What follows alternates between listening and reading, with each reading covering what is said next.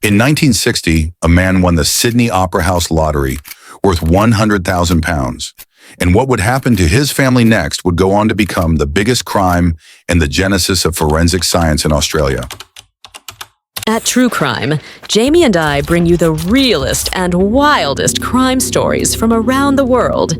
Hit the subscribe button and stick around.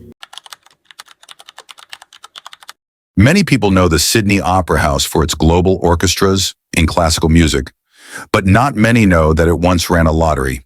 And in the early 60s, the winner of the lottery's 10th draw found himself caught up in a crime that would shake Australia to its core. In 1960, the lucky winner of the Opera House lottery was a man named Basil Thorne. He lived in a small rented residence in 79 Edward Street, Sydney, a beachside suburb of Bondi. Basil, along with his wife Frida, their 3 kids, 2 girls and an 8-year-old son, Graeme. £100,000 in 1960 was a fortune by any standards.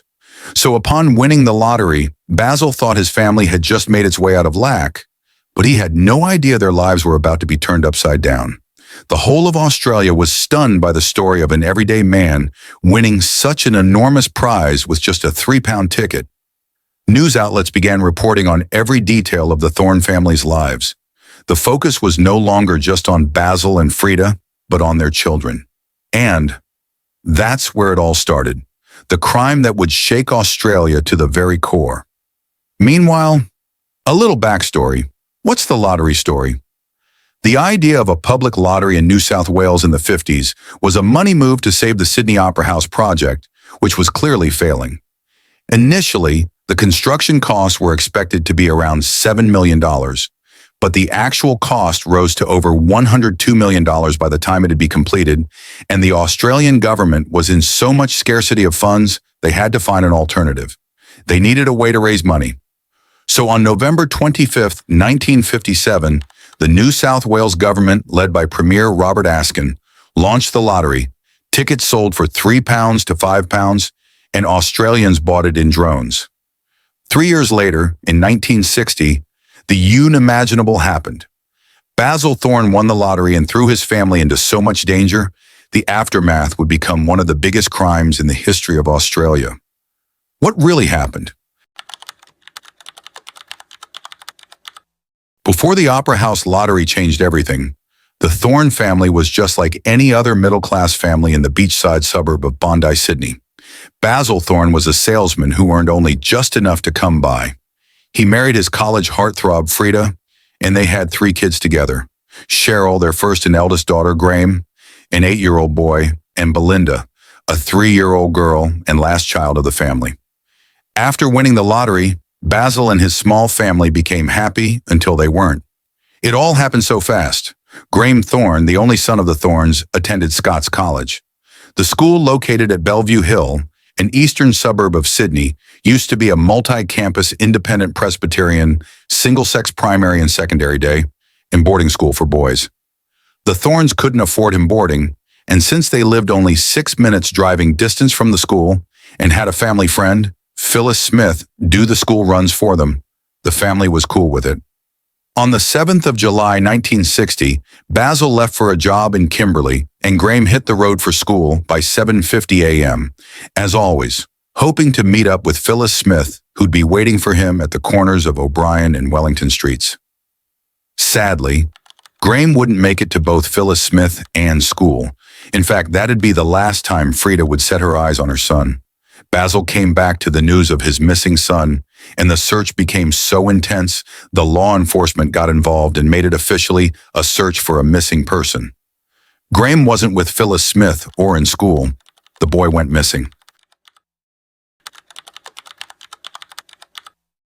Basil and Frida eventually involved the Bondi police when things seemed like they were spiraling out of control. Yet, their son was nowhere to be found. Meanwhile, Phyllis Smith was the first and major suspect. For years, he took Graeme to and from school, and it just made sense for him to be the first person the Thornes would run to. If Graeme never made it to school, Basil felt Phyllis may have taken him somewhere else. But Phyllis Smith was as dumbfounded as the Thornes. Even before the search escalated, he went to Scott College and was told by Graeme's teacher the boy never made it to school that day. Smith began to blame himself for being a few minutes late and missing Graeme in this process. Who could he have followed? If he had come just a minute earlier, would he have prevented this from happening?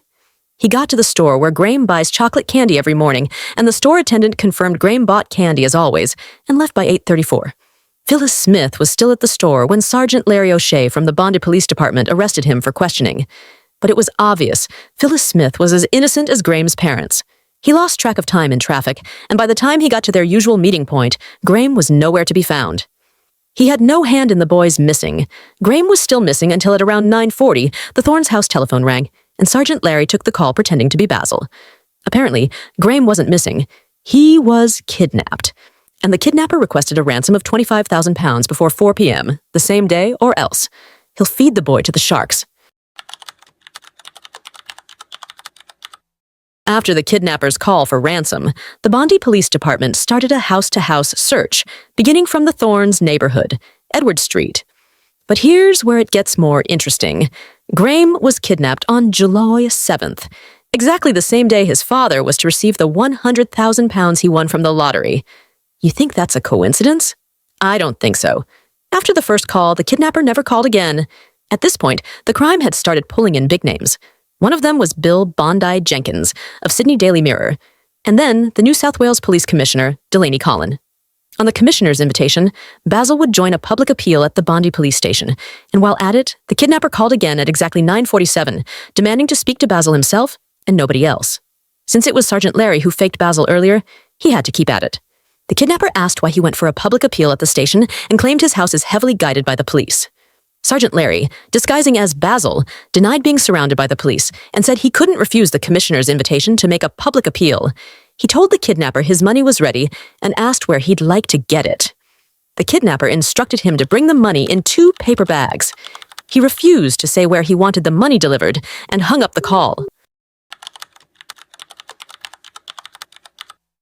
No one would have guessed that the search for Graeme would go as far as northern Sydney, but it did.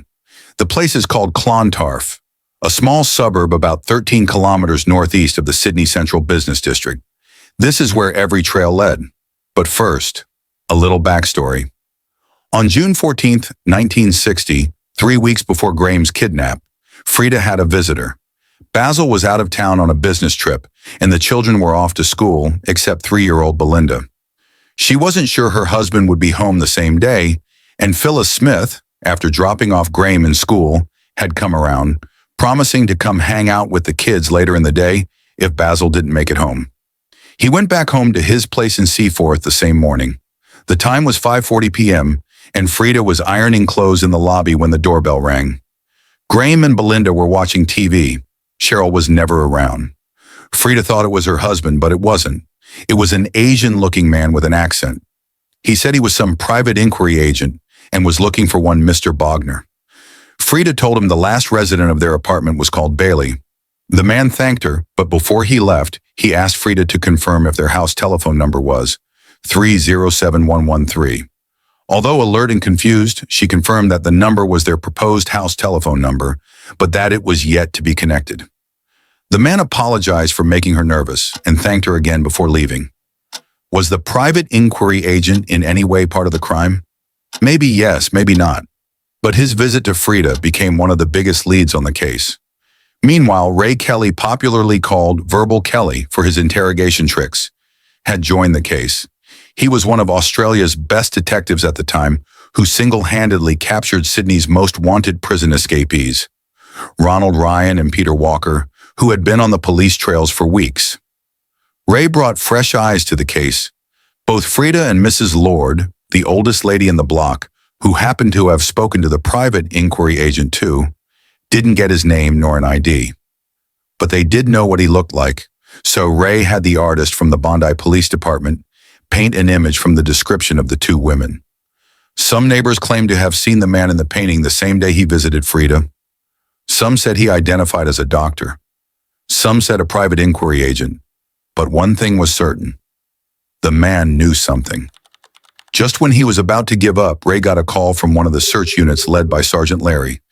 there was a strange iridescent blue 1955 Ford custom line sedan parked around the spot Graeme used to meet Phyllis Smith, and the eyewitnesses say the driver's appearance fits the man in the painting. In less than no time, orders reached the Motor Transport Department to pull up every record that matches the car's description. Iridescent blue 1955 Ford custom line sedan. According to the Motor Transport Department, there were a total of 270,000 Ford cars in circulation in New South Wales, and out of this number, 5,000 were confirmed to have engine numbers that commence with either of the prefixes AQ and ASQ. Those were the ones Ray was after. Since it'd take only a few hours to repaint a car and the crime was getting to a week, Ray concluded that if the kidnapper is smart enough, he may have the car repainted, so the search had nothing to do with color. He needed only 1955 Ford custom line sedans with an engine number starting with AQ or ASQ. Days later, Ray would get a call from Sergeant Larry's search unit. They found something at Wake House Parkway. It was Graeme's school bag. It was emptied and abandoned behind a monument. That meant one thing to Ray. Wherever Graeme is held hostage must be within northeastern Sydney, and that reduced the locations to 3 major suburbs: the Spit, Seaforth, and Clontarf. Where is Graeme? Life got more complicated for the Thornes after they started receiving fake calls all over Australia. Apparently, the New South Wales government felt introducing a reward of £20,000 would stir up interest within the public to help the Bondi Police Department in the search. Meanwhile, since the last call at 9:47 a.m. on July 7th, the kidnapper never called again. Basil, who had received the lottery money earlier that day, had the £25,000 stashed in 2 paper bags like the kidnapper instructed. Yet, the 4 p.m. timeline elapsed and he never called again. Not even after Graeme's bag was found at the Wakehurst Parkway, close to French Forest. In all of these, the Thorne family was slowly breaking apart. Cheryl got forced to come back home from school, and little Belinda got restless, asking in between silence moments where his brother was. The £20,000 reward money made tens of dubious Australians call under false pretense of being the kidnapper. Some had children faked to be Graeme, just so the parents and the police could buy their stories. Meanwhile, although Detective Ray was already a quite renowned detective in Australia, he knew Graeme's case was the first kidnap for ransom case in all of Australia. He knew what that would mean for his career and never stopped pushing. Just when he thought he ran out of luck, he got a phone call. The caller was one Linda Hill, a chartered accountant from the Sydney Central Business District. While walking her 2 boys and their dog in the morning, she discovered something that would change the entire course of the case. Number. She didn't find Graeme's kidnapper, or his iridescent blue 1955 Ford custom line sedan. She found Graeme's corpse. Multiple reports say the news of Graeme's death was so shocking, Police Commissioner Delaney Collin had to consult a physiotherapist on how best to break the news to the Australian public. But it happened, and he had no other choice but to do it. Graeme's body was found wrapped in a blue tartan blanket, his knees bound with a twine and a red scarf, possibly used in gagging him. Every one of the physical evidence was carefully passed to the forensic department of the Bondi Police Department at the city morgue for autopsy amid the further investigation. In less than 24 hours since Graeme's body was found, Bill Jenkins' version of the story on Sydney Daily Mirror sold over 70,000 copies. The news unnerved the entire country and traumatized the Thornes. Graeme was dead, but the murderer was still out there, and that reality really outraged the Australian public. A Find Graeme's Killer protest boomed all around New South Wales. It became a national concern. Days after, the second phase of Graeme's investigation began with an autopsy and advanced examination of his corpse at Sydney Hospital, Macquarie Street, Sydney. From the report, there was a patch of abrasion on the right side of Graeme's neck, as well as a wound to the back of his neck on the left side. The wound revealed a fracture on the back of his skull and some bruising of the scalp. An examination of his lungs showed passive bleeding. In summary, the autopsy proved 2 things. 1, Graeme wasn't shot or suffered heavy physical bruises. He was either left in a confined space with no oxygen or he was gagged to death. 2, Graeme died 24 hours after his abduction, but the question remains, who killed Graeme? The search for Graeme's killer began with the tracing of the pattern number on the blue tartan blanket he was wrapped with. The blanket had pattern number 0639, and industrial records showed that only 3,000 units of it were produced in Onkaparinga Mills in South Australia between May 1955 and January 1956. Meanwhile, hair strands from the same blankets revealed two sets of hairs. One was an unstained brown head hair that belonged to Graeme himself, and the other belonged to a Pekingese dog. After multiple rounds and reruns of forensic tests and analysis, the New South Wales Police Department narrowed the search for Graeme's murderer to 8 pointers. They included 1. A Pekingese dog, 2. An iridescent blue 1955 Ford Custom Line sedan car, 3. A building or a high foundation with traces of pink limestone mortar, 4. A certain soil sample believed to be unique to the said building, 5. A specific owner of a blue tartan blanket with a known make pattern, 6. A woman or lady with colored hair which had been colored rinsed, 7. 2 garden shrubs, Chamaecyparis vinifera variety, Squarosa and Cupressus glabra. The 8th and the last pointer was a man with a foreign accent or a private inquiry agent whose identity could not be traced to any private inquiry firms in Sydney and its suburbs. On the morning of October 10, 1960, Detective Ray received a telephone call from a postman. His name was John, and he called from 28 Moore Street in Clontarf. It was the exact house the New South Wales Police Department had been looking for. The same house Graeme was held hostage. The house was empty, no trace of life whatsoever. However, through the office of the Housing Commissioner, the owner was contacted, and he revealed something even more shocking. The current owner of the house is a new owner. The old owner sold it off on July 6th, a day before Graeme went missing. Meanwhile, the police would gather that a small team of furniture movers recently worked on the house. All 8 of them would be tracked down and arrested in a small town called Botany. According to the leader of the team, they were contracted to move furniture from the house by one Mr. Bradley, who lived there with his wife and 2 kids. However, on the day they moved the furniture, the man's family wasn't home, and he wasn't seen with any other kid. The iridescent blue 1955 Ford Custom Line sedan car would be found in the mini garage of the house, as well as every other 7 pointers that guided the New South Wales Police Department. After thorough digging, the former owner of the house would be discovered to be one, Stephen Leslie Bradley. Stephen Leslie Bradley was a Hungarian immigrant born in 1926 in Budapest. He arrived in Australia around 1950 and married Eva Maria Laszlo in 1952, and they had a daughter who tragically died in a car accident in 1955. In 1958, Bradley remarried Magda Whitman, a divorcee with 2 children from her previous marriage. Bradley's second wife, Magda, had blonde dyed hair and brought along a Pekingese dog as a family pet. The family first lived in Melbourne before moving to 28 Moore Street in Clontarf, northeastern Sydney. Bradley was said to be known for doing whatever it took to support his family.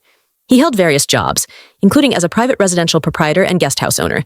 He often exaggerated his profession, claiming to be an engineer or a doctor, but his last job was as an electroplater. On the 6th of July, Bradley sold out his house and made plans to move to a rented flat with his family in a suburb distanced from Clontarf called Manly, 49 Osborne Street precisely. Meanwhile, one thing held up his plans, getting his share of Basil Thorne's £100,000 money. His plan was to keep Graeme for as long as it'd take the Thornes to deliver his money, but 8-year-old Graeme would mistakenly die in his custody. Though his wife and children had left earlier, he joined them after he had fearfully packaged the corpse and dumped it in a vacant land at Grandview Grove in Seaforth. Weeks later, after he felt that the pressure as the search for Graeme's murderer had gotten more intense, he decided to elope to London with his family. Would he make it? When pictures of Bradley made rounds all over New South Wales, the confirmation was never in doubt. Old Mrs. Lord and Frida confirmed that he was the same private inquiry agent who came looking for Mr. Bogner. Meanwhile, when the NSW Police Department learned that Bradley had eloped to the United Kingdom with his family through SS Himalaya en route to Colombia, a search warrant was issued. On Monday, 10th October, as the SS Himalaya vessel got to the shores of Colombo in Ceylon, United Kingdom, two policemen from New South Wales Police Department. Sergeants Brian Doyle and Jack Bateman were already awaiting Bradley's arrival.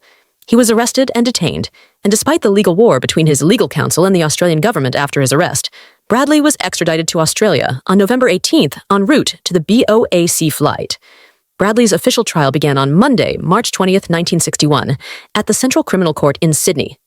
Though he initially pleaded not guilty, he finally admitted kidnapping Graeme, but that his death was an accident. He said Graeme died as a result of suffocation after he left him inside the booth of his 1955 Ford Custom Line sedan for hours. Yes, Bradley did really kidnap Graeme.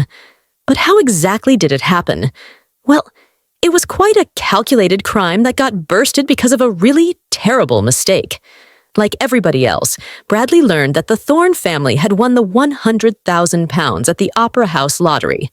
So he planned to get a share of it, and the plan would hatch into the first kidnap for ransom case in Australia. He first went to the Thornes' residence at 79 Edward Street, under the pretense of a private inquiry agent to confirm the family's house telephone number, as well as get used to the area. He had stalked the family for weeks and knew Graeme's routine on school days. So, when he noticed that Phyllis Smith was behind time, he pretended to be Smith's friend and lured little Graeme into hopping into his car, the iridescent blue 1955 Ford Custom Line sedan. He abducted the boy at the corners of O'Brien and Wellington Streets and headed for Clontarf using the Spit Bridge.